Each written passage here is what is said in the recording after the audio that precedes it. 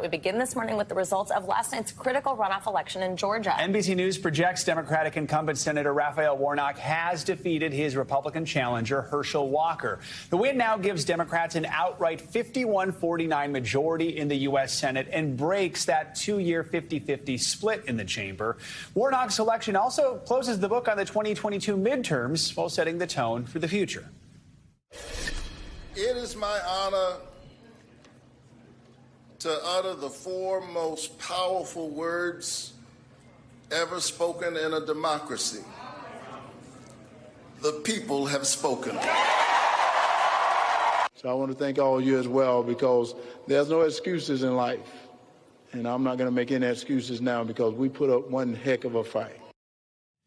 We have full coverage this morning. Senior political reporter for the Atlanta Journal-Constitution, Greg Bluestein, will join us in just a moment. But let's begin with NBC News correspondent Trymaine Lee on the ground in Atlanta. So, Trymaine, what was the key to Warnock's victory here, and what was different from the election we saw just a month ago?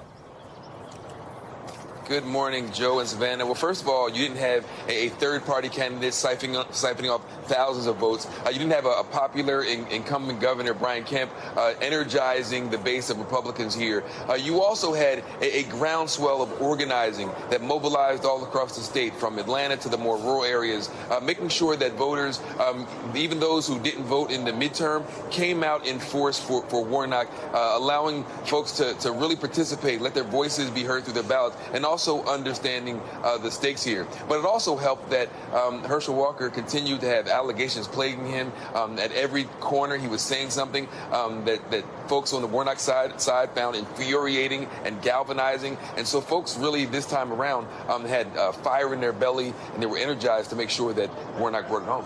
So, Trymaine, just a few minutes ago, we played some short clips from the speeches from both candidates. How are both camps actually responding to the results? Well, certainly Senator Warnock and his camp are energized, excited, ready to roll their sleeves up. And also on the Herschel Walker side, he said he's not going to make any excuses for this loss. And so he says that he's, been appreciative for this run, and that he believed that, his faith guided him to that point, got him as far as he can go. But let's hear from the candidates' own mouths. Let's celebrate for a little while on this mountain. Let's dance because we deserve it. But tomorrow we go back down into the valley to do the work.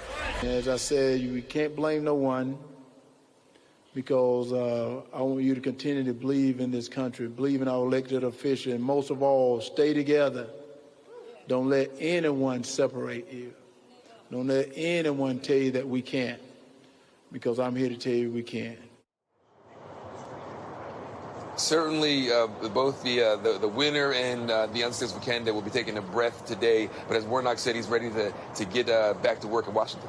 Trymaine, we saw record turnout for early voting in this one, and we knew it was going to be a close race. But what did people you were speaking with tell you was most important in determining who they were going to vote for? Joe, what's interesting is there were some of the obvious policy issues, and people have their own policy priorities. But it really came down to candidate quality and values. Those folks I talked to here in Metro Atlanta mostly were Warnock supporters who found, Herschel Walker as a uniquely unqualified candidate. So they wanted to get behind Senator Warnock to express, the kind of person and politician and whose values represent them. They wanted to send him to Washington, where, as for Herschel Walker, they were just almost offended by his mere candidacy. All right, Trymaine Lee. Trymaine, thank you so much. Thanks for watching our YouTube channel. Follow today's top stories and breaking news by downloading the NBC News app.